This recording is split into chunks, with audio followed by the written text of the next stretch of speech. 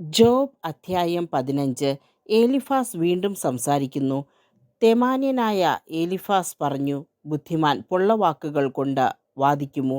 അവൻ കിഴക്കൻ കാറ്റുകൊണ്ട് തന്നെ തന്നെ നിറയ്ക്കുമോ? നിഷ്പ്രയോജനമായ വിവാദത്തിൽ അവൻ ഏർപ്പെടുമോ? ഉപകാരമില്ലാത്ത വാക്കുകൾ അവൻ ഉപയോഗിക്കുമോ? എന്നാൽ നിനക്ക് ദൈവഭയം ഇല്ലാതായിരിക്കുന്നു. ദൈവത്തെക്കുറിച്ചുള്ള ചിന്ത പോലും നിന്റെ മനസ്സിലില്ല. അകൃത്യങ്ങളാണ് നിന്റെ നാവിനെ ഉപദേശിക്കുന്നത്. വഞ്ചനയുടെ ഭാഷയാണ് നീ തിരഞ്ഞെടുക്കുന്നത്. ഞാനല്ല, നീ തന്നെയാണ് നിന്നെ കുറ്റപ്പെടുത്തുന്നത്. നിന്റെ അധരം തന്നെ നിനക്കെതിരെ സാക്ഷ്യം നൽകുന്നു. നീയാണോ ആദ്യത്തെ മനുഷ്യൻ? പർവ്വതങ്ങൾക്ക് മുൻപേ നീ ജനിച്ചുവോ? ദൈവത്തിൻ്റെ ആലോചനാസഭയിലെ വിചിന്തനങ്ങൾ നീ കേട്ടിട്ടുണ്ടോ? ജ്ഞാനം മുഴുവൻ നീ കൈയടക്കി വെച്ചിട്ടുണ്ടോ? ഞങ്ങൾക്ക് അറിഞ്ഞുകൂടാത്ത എന്താണ് നിനക്ക് അറിയാവുന്നത്? ഞങ്ങൾക്ക് വ്യക്തമല്ലാത്ത എന്താണ് നീ മനസ്സിലാക്കിയിട്ടുള്ളത്? നരബാധിച്ചവരും വൃദ്ധരും ഞങ്ങളുടെ ഇടയിലുണ്ട്. അവർക്ക് നിന്റെ പിതാവിനേക്കാൾ പ്രായമുണ്ട്. ദൈവത്തിൻ്റെ സമാശ്വാസങ്ങളും നിന്നോട് സൗമ്യമായി പറയുന്ന വാക്കുകളും നിനക്ക് നിസ്സാരമാണോ? എന്തുകൊണ്ടാണ് നീ വികാരാധീനനാകുന്നത്? എന്തിനാണ് നിന്റെ കണ്ണുകൾ ജ്വലിക്കുന്നത്? എന്തുകൊണ്ടാണ് നീ ദൈവത്തിനെതിരെ കോപം അഴിച്ചുവിടുന്നത്? ഇത്തരം വാക്കുകൾ നിന്നിൽ നിന്ന് പുറപ്പെടുന്നത് എന്തുകൊണ്ട്? മനുഷ്യന് നിഷ്കളങ്കനായിരിക്കാൻ കഴിയുമോ? സ്ത്രീയിൽ നിന്ന് ജനിച്ചവന് നീതിമാനായിരിക്കാൻ സാധിക്കുമോ? തൻ്റെ വിശുദ്ധ ദൂതന്മാരിൽ പോലും ദൈവം വിശ്വാസം അർപ്പിക്കുന്നില്ല. അവിടുത്തെ ദൃഷ്ടിയിൽ സ്വർഗവും നിർമ്മലമല്ല. മ്ലേച്ഛനും നീചനും വെള്ളം പോലെ അനീതി പാനം ചെയ്യുന്നവനുമായ മനുഷ്യൻ അവരെക്കാൾ എത്രയോ താഴെയാണ്.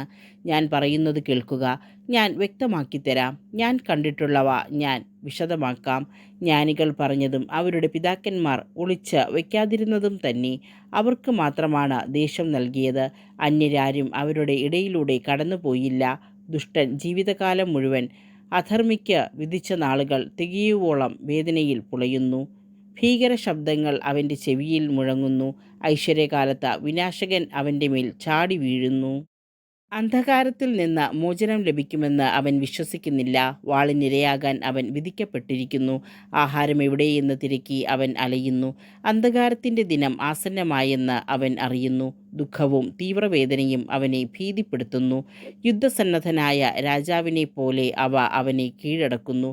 എന്തെന്നാൽ അവൻ ദൈവത്തിനെതിരെ കൈ ഉയർത്തുകയും സർവശക്തനെ വെല്ലുവിളിക്കുകയും ചെയ്തിരിക്കുന്നു. കനത്ത പരിചയുമേന്തി ധിക്കാരപൂർവം അവിടുത്തെ നേരെ പാഞ്ഞു ചെല്ലുന്നു. അവൻ മുഖവും അരയും മേധസ്സുകൊണ്ട് മൂടിയിരിക്കുന്നു. വിജനമാക്കപ്പെട്ട നഗരങ്ങളിലും ആളൊഴിഞ്ഞ പാർപ്പിടങ്ങളിലും അവൻ വസിച്ചിട്ടുണ്ട്. നാശത്തിന് ഒഴിഞ്ഞിട്ടിരുന്നവയാണ് അവ. അവൻ സമ്പന്നനാവുകയില്ല. അവൻ്റെ ധനം നിലനിൽക്കുകയില്ല. അവൻ ഭൂമിയിൽ വേര് പിടിക്കുകയില്ല. അവന് അന്ധകാരത്തിൽ നിന്ന് മോചനമില്ല. അഗ്നിജ്വാലകൾ അവൻ്റെ ശാഖകളെ ഉണക്കിക്കളയും. അവൻ്റെ പുഷ്പങ്ങൾ കാറ്റിൽ പറത്തിക്കളയും. തന്നെ തന്നെ വഞ്ചിച്ച് അവൻ ശൂന്യതയിൽ ആശ്രയിക്കരുത്. ശൂന്യതയായിരിക്കും അവൻ്റെ പ്രതിഫലം. അവൻ്റെ സമയം ആകുന്നതിനു മുൻപ് തന്നെ അവന് ഇത് ഭവിക്കും. അവൻ്റെ ശാഖകൾ ഒരിക്കലും തളിർക്കുകയില്ല. മുന്തിരിച്ചെടിയുടേതുപോലെ അവൻ്റെ അപക്വഫലങ്ങൾ കൊഴിയും. ഒലിവുമരത്തിൻ്റേതെന്ന പോലെ അവൻ്റെ പൂക്കൾ പൊഴിഞ്ഞു പോകും. എന്തെന്നാൽ അധർമ്മികളോട് സംഘം ചേരുന്നത് നിഷ്ഫലമായിരിക്കും. കൈക്കൂലിയുടെ കൂടാരങ്ങൾ അഗ്നിക്കിരയാകും. അവർ ദ്രോഹം ഗർഭം ധരിച്ച് തിന്മയെ പ്രസവിക്കുന്നു. അവരുടെ ഹൃദയം വഞ്ചന ഒരുക്കുന്നു.